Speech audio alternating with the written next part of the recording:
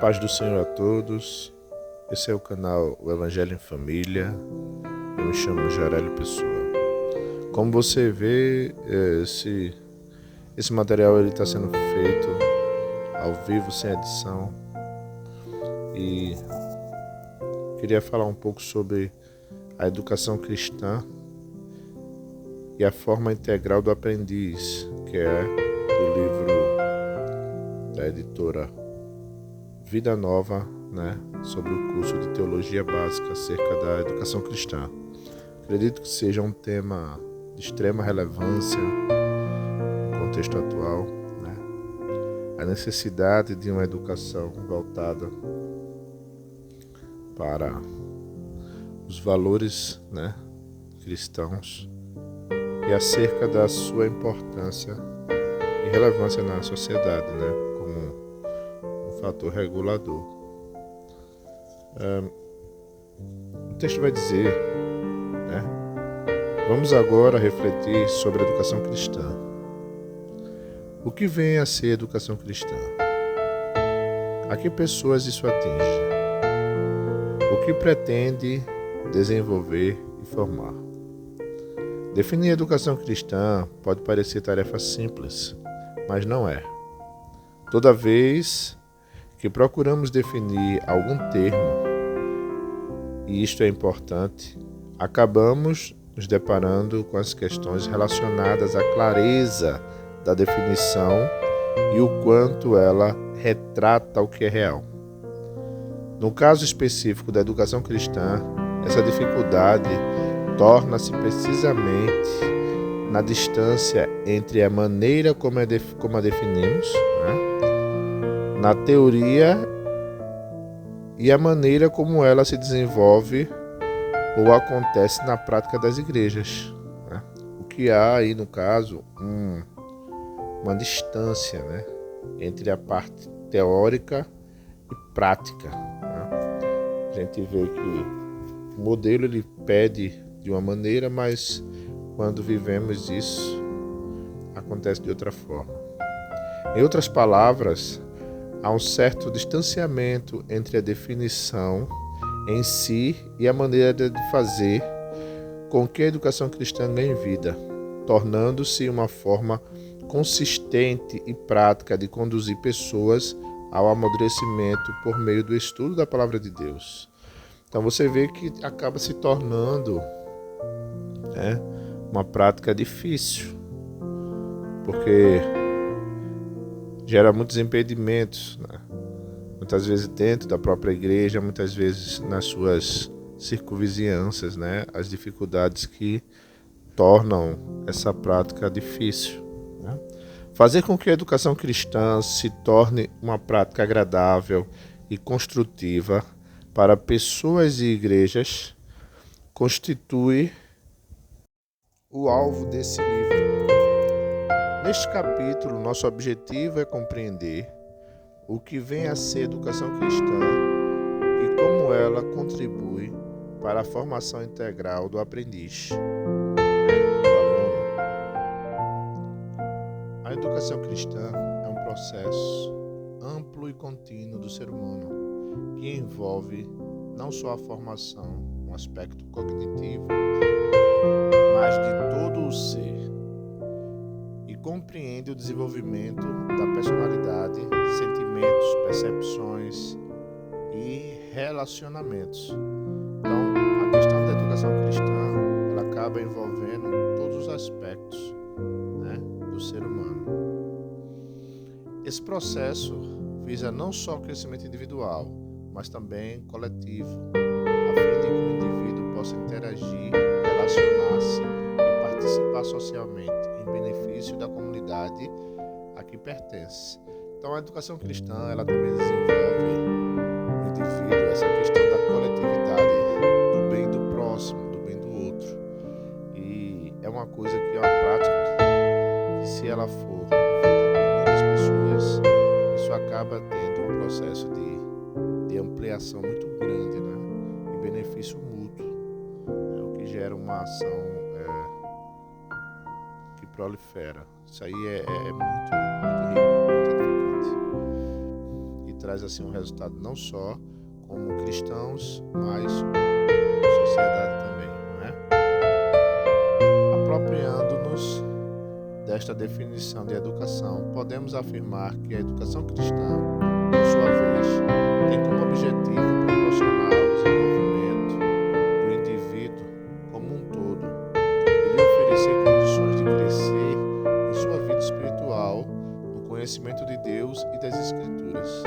Então, a educação cristã ela não forma só um cidadão, mas também uma pessoa que tem os seus valores voltados para Deus, né? Esse crescimento leva em conta o ser humano em seus aspectos físicos, emocionais, espirituais e sociais. Olha aí, de uma maneira global, né? O ser humano ele acaba sendo, né, envolvido em todos os seus aspectos para que ele possa ter uma melhora de modo geral. É como se os gráficos dele todos fossem ampliados, o que acaba trazendo um benefício completo, né, para o indivíduo. Nosso exemplo maior de desenvolvimento integral é o próprio Jesus, pois a Bíblia nos relata que ele crescia em sabedoria e em estrutura e em graça diante de Deus e dos homens. Lucas capítulo 2 e o versículo 52. Então você vê que Jesus ele é um modelo em tudo, né? E nesse sentido ele crescia e se fortalecia, né? Ganhava estrutura e também crescia na graça diante de Deus. Vamos entender melhor o que vem a ser o desenvolvimento de crescimento integral. A Bíblia relata muito pouco sobre a infância de Jesus. Um dos relatos que mais traz contribuições está registrado no final do capítulo 2 do Evangelho de Lucas. A partir do versículo 40, lemos que o menino ia crescendo e se fortalecendo, ficando cheio de sabedoria, e a graça de Deus estava sobre ele. Por ser o único evangelho a narrar sobre a infância e o crescimento de Jesus, os autores de comentários bíblicos costumam buscar referência a esse respeito em documentos que falam sobre os hábitos e costumes nos tempos bíblicos e de como eles se desenvolviam. Então, o que acontece? No estudo paralelo, dá para se ter uma ideia de como foi a infância e o crescimento de Jesus. Considerando os costumes e as práticas da época, se entende que Jesus também tinha essa prática, né? Sendo ele nascido naquela região. Assim, essas obras, que são referências históricas, nos ajudam a entender esse crescimento e fortalecimento. A partir do versículo 41, encontramos a narrativa da ida a Jerusalém. A família de Jesus vai para esta cidade com o intuito de praticar o ritual da Páscoa e apresentar Jesus no templo como varão em Israel. Tanto em Lucas como nos demais evangelhos encontramos várias narrativas que demonstram que a família de Jesus cumpria a lei e os costumes judaicos e por isso foram a Jerusalém. Então você vê que a própria família de Jesus deu um exemplo, né? E assim essa prática ela se perpetuava devido à obediência. Jesus ele foi obediente desde a sua infância, né? A narrativa de Lucas nos ajuda a compreender a forma como José, um pai zeloso, cumpridor dos costumes e da lei quanto ao ensino religioso, ensinava Jesus e seus irmãos, marcando-os com os mandamentos do Deus vivo, Deus único, né? A devoção de José a Deus está claramente registrada também no Evangelho de Lucas, quando do anúncio da concepção virginal, José demonstrou coragem, caráter e temor a Deus, além de um grande amor por Maria. Após o nascimento de Jesus, entendeu o aviso do anjo e fugiu para o Egito, permanecendo lá até que novamente lhe fosse revelado em outro sonho que poderia voltar para sua terra, Nazaré. Então isso prova que José, ele além de cumpridor da lei, né, ele era um homem temente a Deus e havia um relacionamento Deus para com ele, e ele também, em retorno, era obediente a Deus, né? Foi lá em Nazaré que Jesus viveu sua infância, crescendo e se fortalecendo. Então, esse fortalecimento, né, a gente vê que foi no conhecimento, nos valores, na comunhão com Deus, na sua saúde física, né, ficando cheio de sabedoria e da graça de Deus que estava sobre ele. E a gente vê isso em Lucas, no capítulo 2, versículo 40. E aí você vê que Jesus ele ia crescendo de uma forma total, né? Física, cultural, bíblica e espiritual, né? É essa a grande sacada da educação cristã. Ela trazer os valores do reino de Deus para o dia a dia, para a vida do indivíduo, né? E o seu aprendizado. No episódio da viagem a Jerusalém, é interessante notar que Jesus se destaca dos demais meninos. Ele permanece mais tempo entre os mestres no templo, chegando a se desencontrar de seus pais, o que lhes causou grande aflição na viagem de retorno, quando não o encontraram entre os outros meninos. Lá no templo, os mestres ficaram maravilhados com a forma como ele falava das Escrituras e respondia às questões que lhe eram feitas. Então você vê que Jesus ele já estava fora da média, né? Ele tinha um conhecimento profundo, né? Ele também, além de ser o filho do carpinteiro, ele é o filho de Deus. E isso se mostrava, já começava a se manifestar. Os comentaristas bíblicos, em geral, ressaltam nesse texto não só o cumprimento dos rituais judaicos por parte de Jesus e da sua família, mas também enfatizam a natureza divina do Salvador, revelada neste episódio.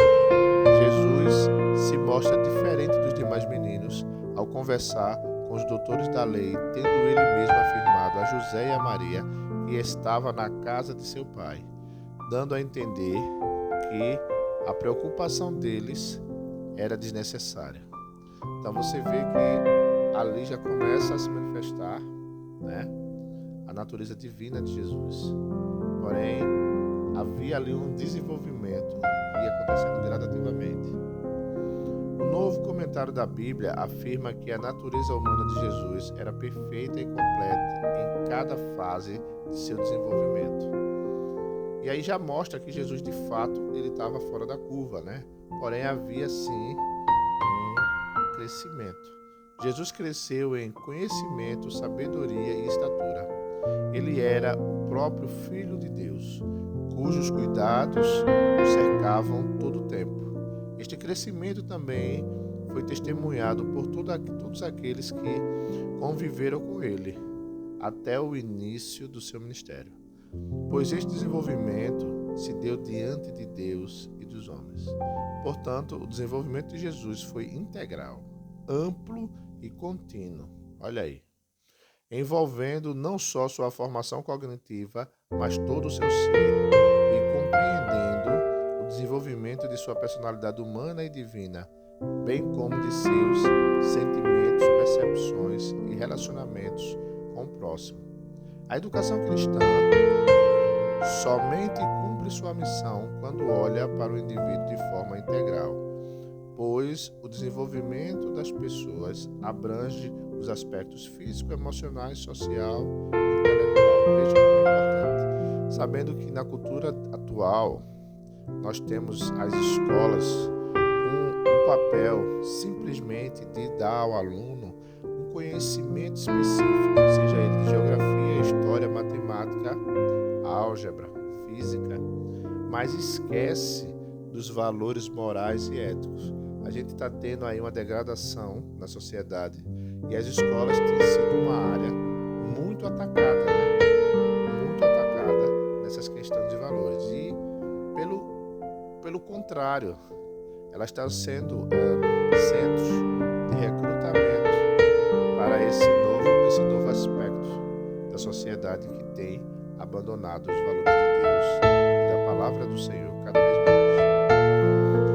Talvez Um de nossos erros na área do ensino das Escrituras seja o de tentar abordar o ensino bíblico levando em conta não somente um desses aspectos, o aspecto intelectual, deixando assim de observar as diferentes etapas do desenvolvimento das pessoas.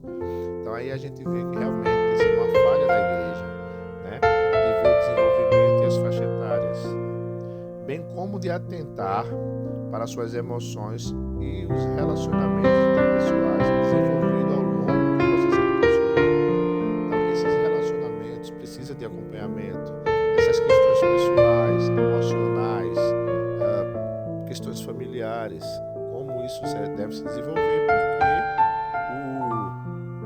o indivíduo ele não é feito só de uma parte. E todas essas partes interagem, elas precisam de cuidado, de acompanhamento. O indivíduo que vai para a sala de aula, ou que vai para a igreja, ou que vai para o trabalho, ele está extremamente ligado às questões que estão acontecendo na sua casa, no seu corpo, na sua saúde e na sua mente. Então, isso tudo tem que ser levado em consideração para que ele tenha um crescimento sadio em todas essas áreas. Isso não venha a ter uma reflexão má diante de todos os aspectos que ele pode encontrar na sua caminhada. Ele deve ser acompanhado, tratado, cuidado e desenvolvido em todas as áreas para que uma área afetada não venha a comprometer outra e assim ele não esteja em um ambiente onde uma das suas áreas está sendo desenvolvida, seja numa atividade física, seja na escola, seja na parte de música ou na igreja, e ele tenha problemas e não consiga trazer o resultado esperado porque alguma de suas áreas está sendo negligenciada. Então, que nós possamos estar atentos. Esse primeiro aspecto que nós abordamos é sobre a educação cristã e a formação integral do aprendiz, do aluno, né? Trazendo também